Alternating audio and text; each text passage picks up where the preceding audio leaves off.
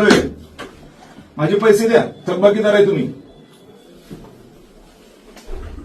हे शेवटी घे आपले पैसे. रेग्युलर लाईट बिल ज्यांनी भरलेलं आहे घरगुती, त्याला रेग्युलर लाईट मिळाले पाहिजेत. नाही मिळाले, लाईन ट्रिप झाली तर 50 रुपये प्रति घटना.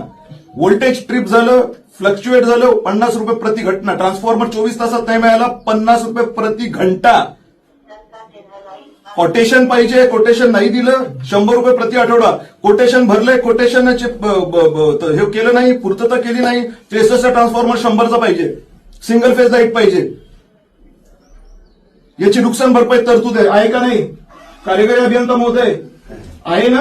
आणि ऑर्डर काय आहे की जर तुम्ही केलं नाही तर पैसे द्यायचे लोकांच्या खात्यावरती. बरोबर का नाही? हो ना? सांगा ना प्लीज, हो की नाही? द्या पैसे. तुम्ही आमच्याकडे पैसे मागताय, जेव्हा तुमच्याकडे आमचे पैसे थकलेले आहेत त्याचं काय करायचं?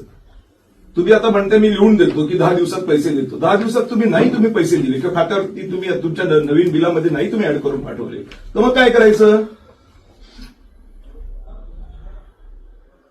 एकतर तुमच्या सर्व्हिसचा पत्ता नाही, प्रत्येक ठिकाणी गोंधळच गोंधळ, प्लस तुम्हाला पैसे हवे. कसे देणार आम्ही? जेव्हा की तुम्ही थकबाकीदार, आम्ही नाही. जे रेग्युलर लाईट बिल भरणारे लोक आहेत, किती तुमच्या रेकॉर्डवर